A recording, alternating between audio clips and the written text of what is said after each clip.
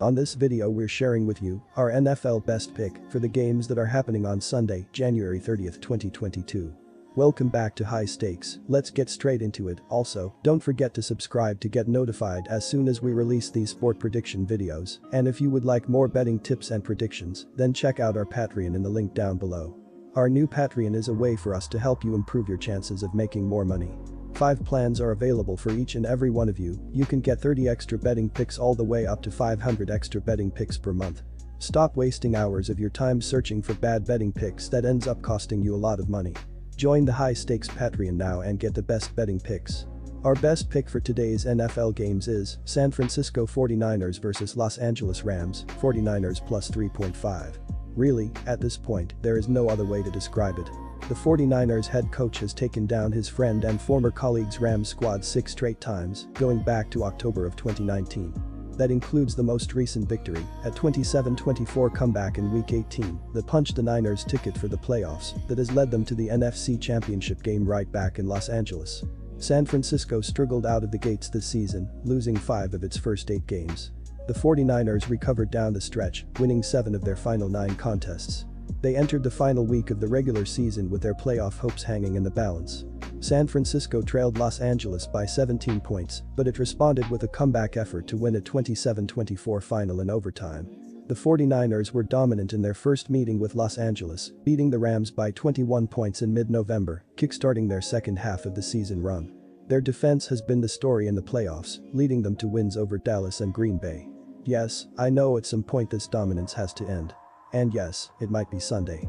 But if the sportsbooks are going to give me 3.5 points while I take the team that has beaten the other team every time they faced each other for 3 years, I am going to take it. Los Angeles opened the postseason with a beatdown against an easy win over Arizona with a 34-11 final. The Rams followed it up with what started out as another blowout. They led 27-3 at reigning Super Bowl champion Tampa Bay before they almost came back and won. Stafford was 28 of 38 pass attempts for 366 yards and 2 touchdowns, in addition to a rushing score.